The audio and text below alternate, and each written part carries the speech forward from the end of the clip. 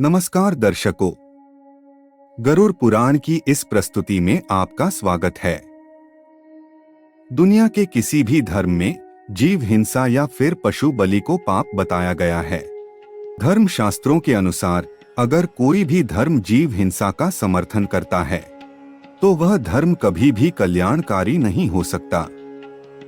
दोस्तों, आदिकाल में धर्म की रचना संसार में शांति प्राप्त करने के लिए की गई थी, लेकिन कुछ अज्ञानी लोगों ने धर्म की आड़ में और अपने फायदे के लिए इसमें पशु बलि जैसी परंपरा को जोड़ दिया।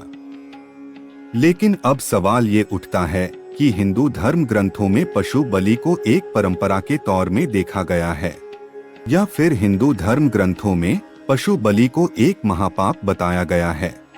इस वीडियो में हम जानेंगे कि गरुड़ पुराण के अनुसार पशु बलि पाप है या फिर पुण्य।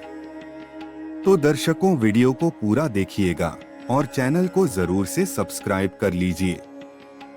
दोस्तों, कई लोग हिंदू धर्म में पशु बलि का समर्थन करते हैं, लेकिन वे लोग ये क्यों नहीं सोचते कि आदिकाल में हमारे ऋषियों ने जो उच्च कोटि के आदर्शों में धर्म का ढांचा निर्मित किया, उस धर्म का अच्छे से पालन कर कोई भी मनुष्य आज भी देवता बन सकता है। लेकिन उस धर्म के नाम पर वो पशुओं का वध करके हिंदू धर्म का अपमान कर रहे हैं। ऐसे धर्म की आड़ में पशुओं का वध करना और लोगों को पाप का भागी बनाना कहाँ तक उचित है? यदि आप देवी देवताओं के नाम पर पशु बलि को सच मानते हैं तो जान ले, ऐसे लोग जीवन भर मलिन, दरिद्र और तेजहीन ही रहते हैं। ऐसे लोग कभी फलते फूलते और सुख शांति नहीं प्राप्त कर पाते। निर्दोष जीव की हत्या करने वालों के परिवार के लोग अधिकतम रोग और दुखों से घिरे हुए रहते हैं। हम अक्सर देखते हैं कि हिंदू धर्म में लोग देवी काली के मंदिरों में अथवा भैरव के मठों में बलि देने का काम करते हैं और ऐसे लोग ये सोचते हैं कि माता काली पशुओं का मांस खाकर और उनका खून पीकर प्रसन्न होगी। लेकिन ये लोग कभी ये क्यों नहीं सोचते कि संसार में सारे जीव परमात्मा की ही देन हैं और संसार में पल रहे जीवों का पालन कर रही माता क्या अपने संतानों का मांस खा सकती है? आखिर माता तो माता होती है। जैसे किसी इंसान के बच्चे को जरा सी भी चोट लगने पर उसकी माता पीड़ा से झटपटा उठती है और माता की पूरी करुणा अपने बच्चे के लिए लग जाती है। वैसे ही इस बात पर कैसे विश्वास किया जा सकता है कि करुणा, दया और प्रेम की पूर्ति जगत जननी माता अपने ही बच्चों की बलि से खुश हो जाएगी? दर्शकों, आपको बता दे, वेदों से लेकर पुराणों तक कहीं भी पशु बलि का समर्थन नहीं मिलता।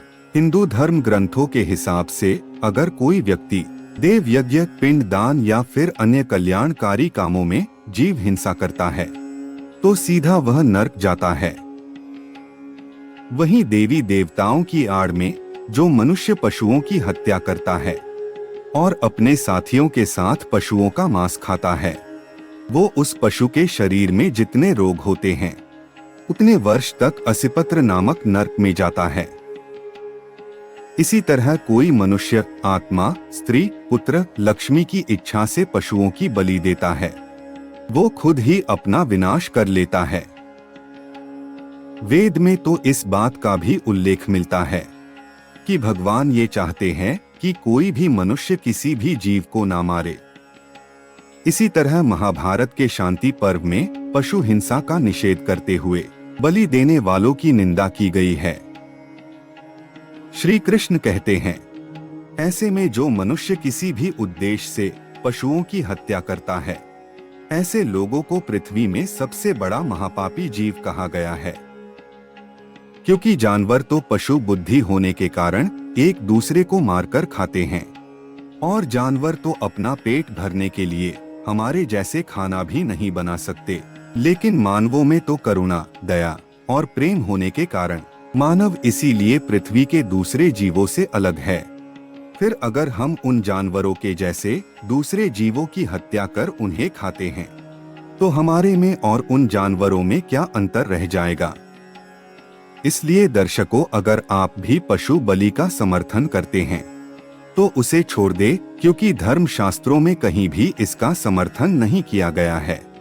कुछ अल्पज्ञानियों के कारण सदियों से इस परंपरा को हमारा धर्म ढोते आ रहा है।